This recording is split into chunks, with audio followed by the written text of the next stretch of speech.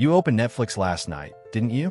Spent 20 minutes scrolling through recommendations, watching trailers for shows you'll never actually watch. Meanwhile, your phone buzzed with TikTok notifications, Instagram stories, YouTube subscriptions demanding your attention. What if I told you that every click, every scroll, every just one more episode was engineered 2,000 years ago by a civilization that perfected the art of mass control? The Romans didn't have smartphones, but they had something more powerful. They had the blueprint for turning an entire population into willing participants in their own distraction. Panem et Circenses, bread and circuses. Today, we're going to decode the world's oldest algorithm for human control, and I promise you, by the end of this video, you'll never look at your Netflix queue the same way again. Picture this. It's 100 AD. The Roman Empire stretches from Britain to the Middle East. 60 million people under one rule. But here's the thing. Most Romans couldn't vote, couldn't influence policy, couldn't change their circumstances. Sound familiar? The satirist Juvenal watched this empire and saw something disturbing. He wrote that the Roman people, who once wielded real political power, had abandoned their civic responsibilities. They no longer cared about elections, wars, or governance. They only cared about two things: free food and entertainment. Panem et Circenses, bread and circuses. But here's what most people miss about this phrase. Juvenal wasn't just making an observation. He was revealing the greatest social control mechanism ever invented. The Romans had figured out something that would take modern neuroscience 2 millennia to prove. If you can control what people pay attention to, you can control everything. And right now, as you're watching this video, that same system is running on the device in your pocket. Let's go back to Rome for a moment. Every Roman emperor understood a fundamental truth. A distracted population is a controllable population. Emperor Augustus didn't just conquer territories, he conquered minds. He built theaters, sponsored games, provided free grain distributions. Not out of generosity, but out of genius. By the height of the empire, Romans enjoyed 175 public holidays per year. Nearly half the year was dedicated to festivals, races, gladiator games, and theatrical performances. The Colosseum alone could seat 50,000 people. That's Madison Square Garden capacity, but built with ancient technology. Now think about your screen time report from last week. How many hours? 4? 6? 8?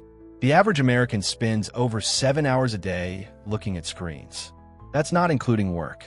We're consuming content, entertainment, distractions at rates that would make Roman emperors weep with envy.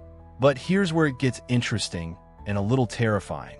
The Romans had to build massive stone amphitheaters and train gladiators for years to create spectacle. Netflix just needs to know you watched 3 episodes of a serial killer documentary. The Romans may not have had machine learning, but they had something even more sophisticated: human learning. They studied their populations like a science. Every 5 years, Roman censors would conduct detailed surveys, not just counting people, but categorizing them. Who responds to violence? Who prefers comedy? What time of day are people most receptive to spectacle? They track patterns across generations.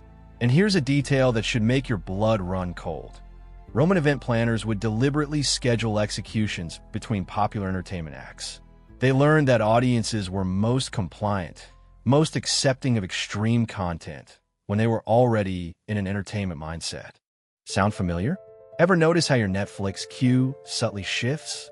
How true crime documentaries lead to conspiracy theories, which lead to darker content. The algorithm doesn't just predict what you want, it shapes what you want. The Romans called this gradation, gradual escalation. They would start crowds with chariot races, build up to gladiator fights, and peak with public executions. Each level of intensity made the next level feel normal. Today's algorithms have perfected gradation. They don't just feed you content. They feed you a carefully constructed journey toward maximum engagement. And maximum engagement often means maximum emotional intensity. But entertainment was only half the equation. Let's talk about the bread. At its peak, Rome was feeding over 300,000 citizens for free every single day.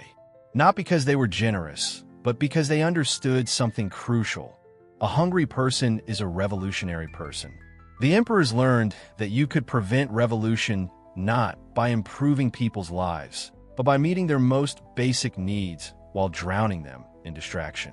Today's version isn't free grain, it's convenience. Uber Eats, DoorDash, instant gratification for your most basic needs. You don't have to plan, shop, cook, or think about sustenance. Just tap, pay, consume. But here's the psychological masterpiece. Both systems create the same feeling. You're being taken care of. Your needs are met without effort. You can focus on what really matters, which, conveniently, is whatever entertainment is being fed to you.